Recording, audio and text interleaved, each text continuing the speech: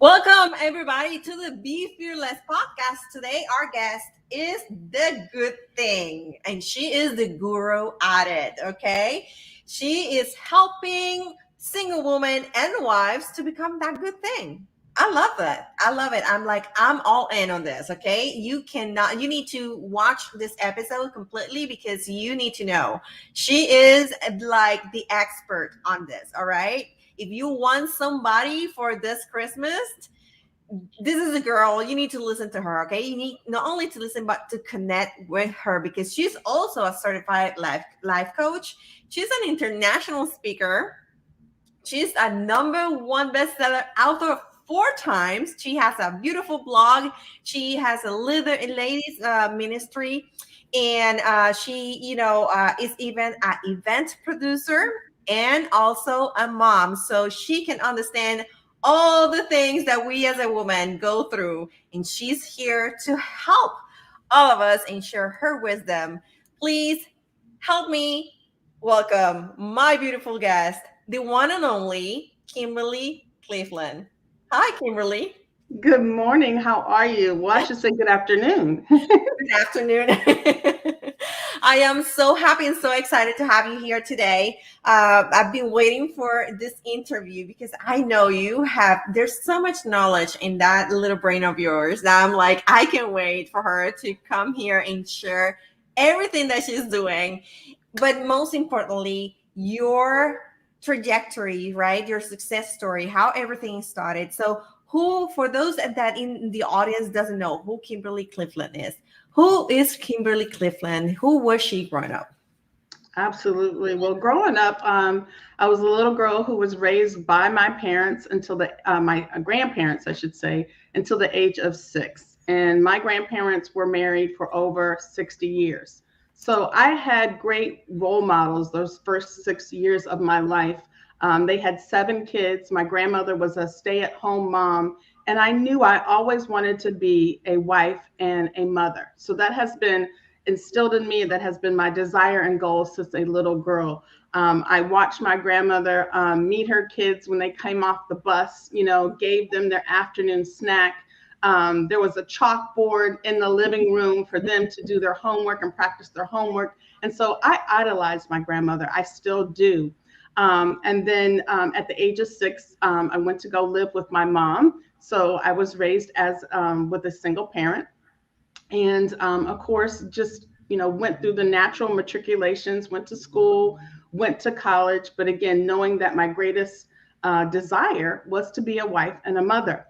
And right after college, I'd probably say maybe 3 years after college, I married my high school sweetheart. Unfortunately, as my story goes, that marriage did not work out. It ended in divorce. I married someone from a different culture. His family was from India. And unfortunately, they just could not face the different race. We could not get over that. And so unfortunately, we got a divorce. I took time to go through a healing process because, as I said, being married was my greatest desire. So that was really devastating to me. I never thought I would ever go through a divorce. And so I really had to go through a process to heal before I started dating again. I did start dating again, and a coworker of mine hooked me up with one of her husband's friends. We naturally hit it off, and just about at the 8-9 month mark, we decided to get married. Oh my gosh! So yes, and so the journey has just progressed from there. The greatest gift out of that marriage, of course, was my son. But once again, unfortunately, I went through a divorce. My husband, just wasn't ready for the responsibilities of being a husband, of being a father. And so unfortunately, that also ended in a divorce. There was adultery, unfortunately. But I think that really set me up for where I am today as the good thing guru, right? Many people will say, well, Kim, how did you become the good thing guru knowing that you're not currently a wife, that you went through a divorce? How did you get to be the good thing guru? And after that second divorce, Dagma, I really, again, I hate to keep using the word devastated, but it really was devastating. And I really took a hard time out, right? A hard time out to say, God, what is going on? Because not only was I, facing divorce, but many of my friends were facing divorce and going through a divorce. And I really questioned, how come we can't get this right? So many people, 50 to 60% of marriages end in divorce, right? And I can give you the statistics on how many people have been divorced once, divorced twice, and divorced 3 times even. Yep. And so I just really then began this journey of really trying to figure out God's divine design for marriage. Because I've always loved love. I've always desired to be a wife, always desired to be a mother. I wanted my son, of course, to be raised in a 2-parent home because I didn't have that experience. But sometimes life throws you curveballs, right? Mm-hmm. And you just have to get back up. And then really the key is finding out what you could have done better, right? And Exactly. making better decisions. Exactly. And so that's how I got to become the good thing guru, because I didn't want to see anyone else suffer as I had suffered. I wanted to equip them with the necessary knowledge and preparation so that they could be amazing wives and have successful marriages. I love it. I'm all in. I'm all in Yeah. on that. But you know what? In the summary of the trajectory that you just had, and like the things that the experiences that devastate us, right? And I said that because I went through a divorce long time ago, and then after a long relationship, breakup too. So I can relate to the experiences that you had. But you mentioned something that I'm always stressing into people and everything that I publish. Like, there's no such thing as failure, right?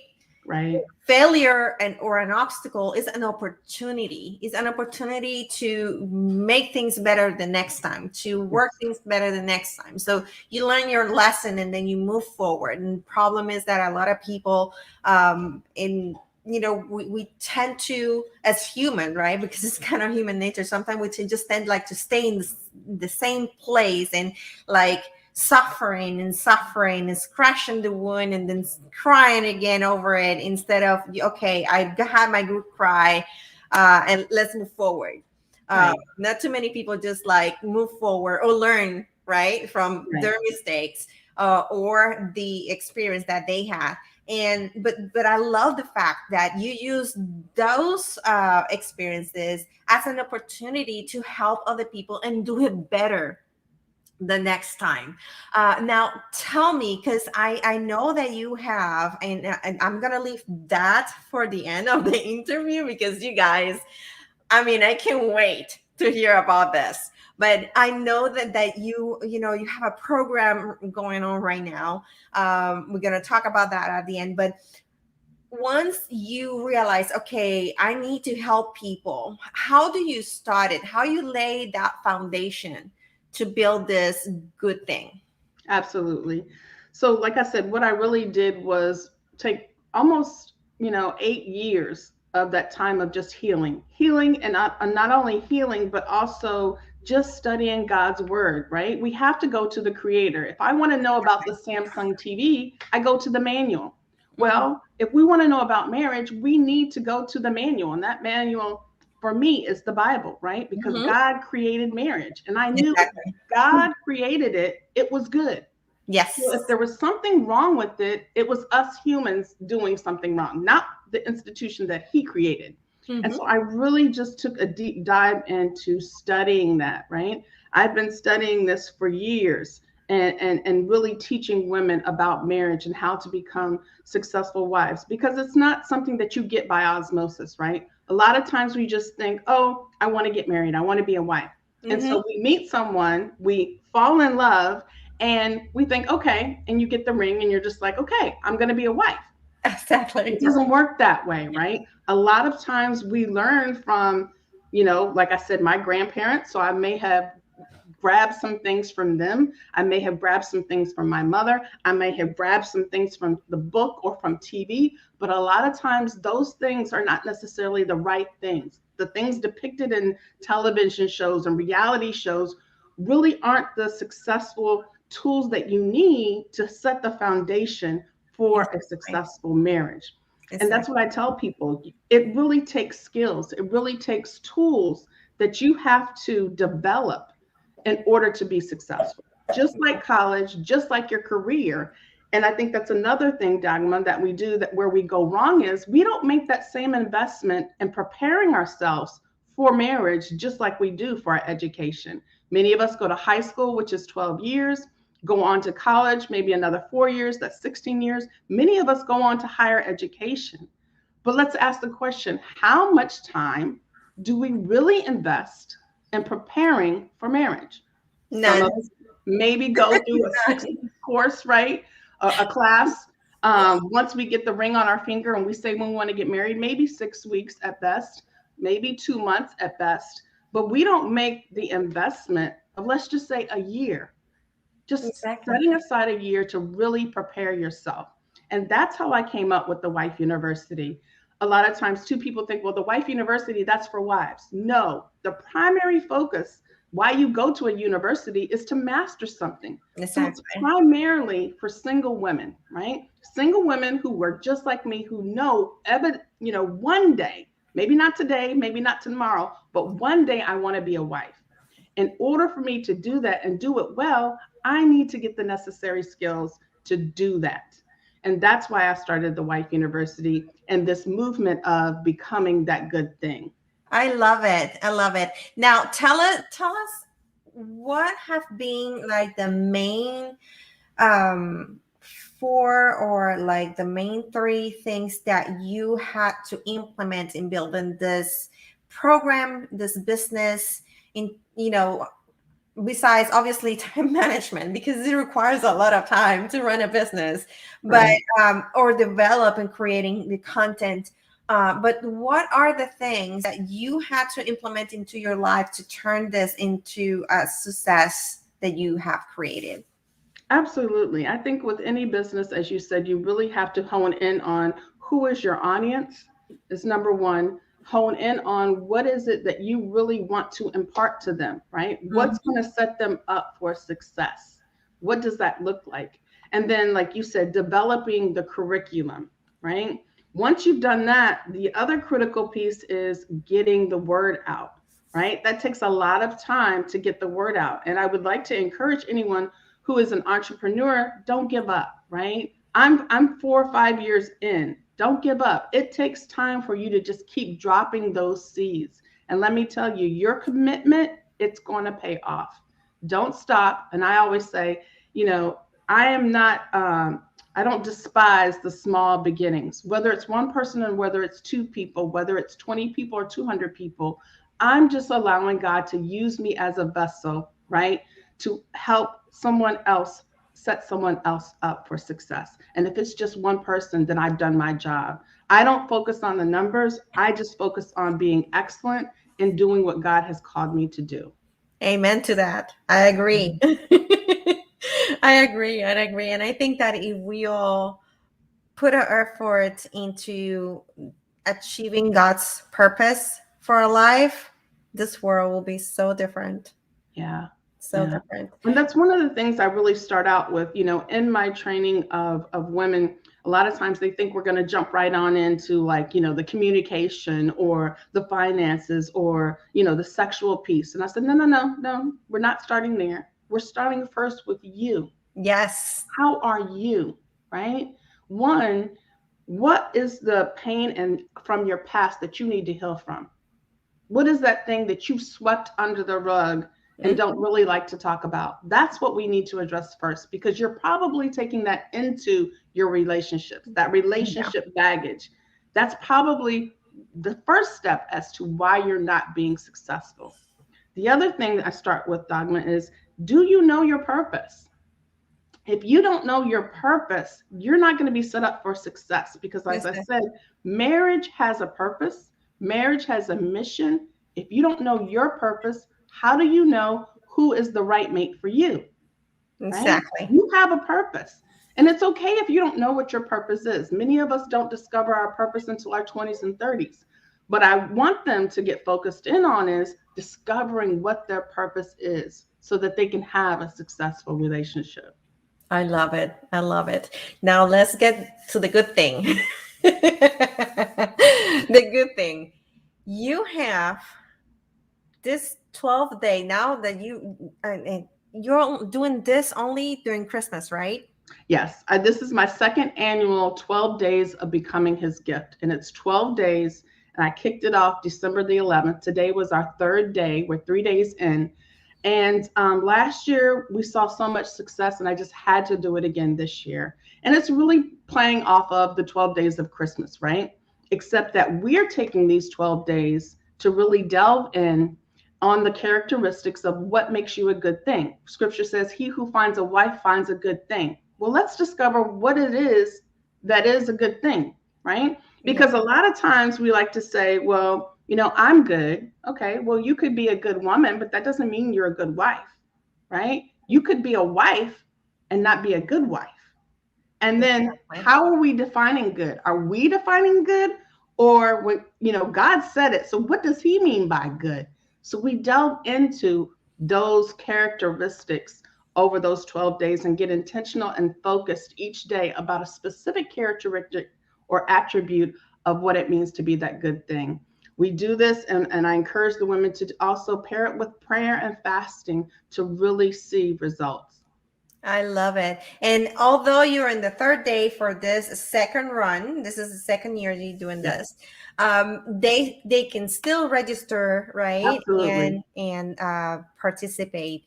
The program is called the 12 Days of Becoming His Gift. The link is on the description of this podcast episode. So I'm gonna leave that there. So if you are interested, please just go in there and register.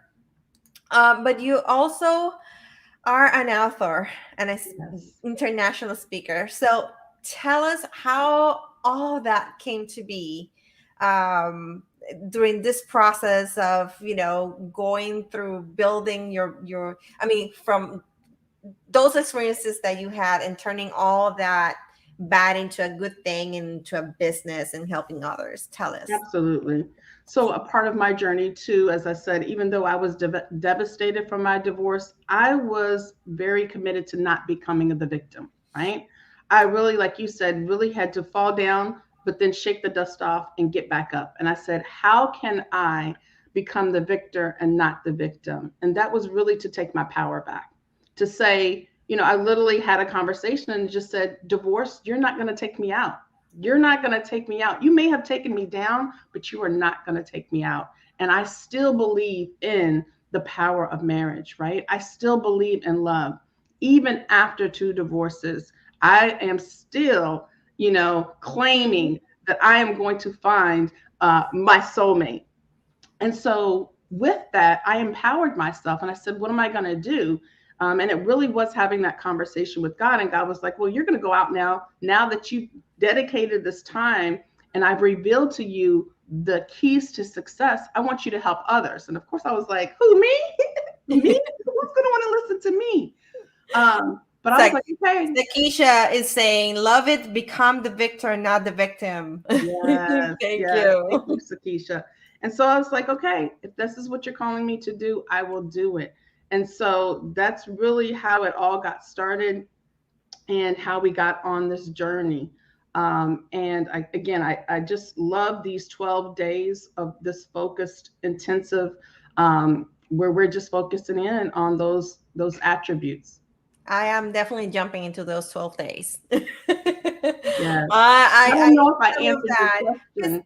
Because like you said, it's not about, the external things that we think that are what make a relationship, but, starting by having a good relationship with ourselves, like working with those internal things. And I think that it's going to be good.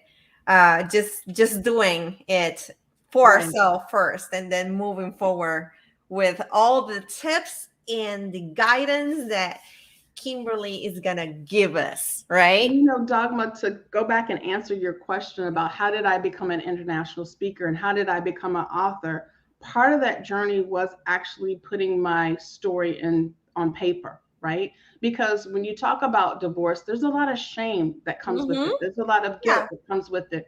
And part of me becoming a victor was, again, taking control and saying, no, I'm not going to be ashamed any longer, right? I'm not going to let myself be under this banner of guilt where I feel like I'm walking around with the scarlet A on my chest. No. A lot of people think that divorce, I mean, they have put such a negative context into that, just that one word, divorce, like, oh my God, the most terrible thing that could ever happen to you. Guess what? Maybe this has been the best thing that have ever happened to you because you went through an experience. You learned, yes, you got your heart broken, but then you have this opportunity from start from scratch, but with the knowledge of the things that you can avoid or do better. Absolutely. and also build things, like I said, just like in a better way. So we need to kind of like start changing that feeling or that negative connotation. I hope I'm saying the right word. Yes. To that word, the word divorce, because this is not. It shouldn't have that negative effect, right? Psychologically, because a lot of people say, oh, I'm divorced now, and that was at least what happened to me. I'm divorced now, I'm such a failure, because and then it took me some time to learn that no, it was like an opportunity. Absolutely. So I love it. Now tell us more. What is your, I know you have 4 books, right? Out there. Tell us about, is this a book series or is a different book different from each other? Different books. So actually I have 3 of them here. The first one I did was called Purpose Pushers. And again, it's really about helping you discover your purpose. So that was the first book I was a part of, the journey of discovering and walking in your life purpose. So I give tips on, if you don't know your purpose, how you go about finding out what your purpose is. So I was a co-author of that book. The next book I was a part of was Inspired by Love. And again, here is where I tell my love story of where, again, just really, even in the midst of divorce, I was still inspired by love. And I tell my story of how I stayed positive through it all. And then the third book is She Is Well, right? Stories of power, strength, and wellness. And in this book, I really talk about resilience, how to stay resilient in the midst of chaos. Because not only, Dogma, was I dealing with divorce, right? I was dealing, when life throws you a punch, sometimes, it knocks you down and you can get back up. But what happens when it gives you that 1, 2, 3 combination, right? That's kind of what I was going through. Not only was I going through a divorce, but I also was dealing with that shame and guilt from the church, from family members. So that's one. And the depression, right? The depression that you can go through as a woman when you have high hopes of your marriage and you go through a divorce. So that's number 2. Number 3, I then instantly became a single mom, right? And so in the midst of this, I'm raising a child that has ADHD, right? And so again, I felt like I was, again, trying to dodge and weave. And so really in this book, She Is Well, I talk about that, how to remain resilient when life is coming at you in the midst of chaos. And then my new best-selling book, Lioness Amplified, I Am She Collective. You can order that now. If you go to my website, this book is very unique, right? It is photos, not only stories, but it is a photo compilation of just the strength, the beauty of women who have given their voice, who recognize that, no longer am I going to be quiet. I am going to be that lioness, and you will hear my roar, whether it's quietly, whether it's loudly, But these are women who finally have recognized who God has called them to be, and they're using their voice to empower other women. So they're powerful, powerful stories. I love it. I love it. So you guys, you can go to thewifeuniversity.com, and that's where you're going to find all Kimberly's books and information and everything all about her is right there in that website, thewifeuniversity.com. So if you want to connect with her, you can go there. Or they can also find you here on Facebook, right? Correct. You can find me on Facebook and Instagram at Becoming That Good Thing. Becoming That Good Thing. Yeah. I love it. I love it, Kimberly. Thank you so much for your time, for being here with us. It was an honor. I hope that, God continues to bless you and definitely bring you that good thing that you've been waiting for. Yeah. And continue to prosper you and shine his face upon you. So. Thank you. Thank you so much for being here, you guys. Thank you for being here with us in another episode of the Be Fearless podcast. So if you have not yet subscribed, don't forget to subscribe on Facebook. We are also on YouTube, so follow us on YouTube channel. And also, don't forget to also go into Anchor, where you can actually listen to the podcast audio. And hey, 2022 turned me into an author too. So don't forget to go into Amazon and get your copy of Dauntless, Creating Your Blueprint for Success. You can go to dauntlessbook.com/promo to get the freebie that I'm giving away because you were here.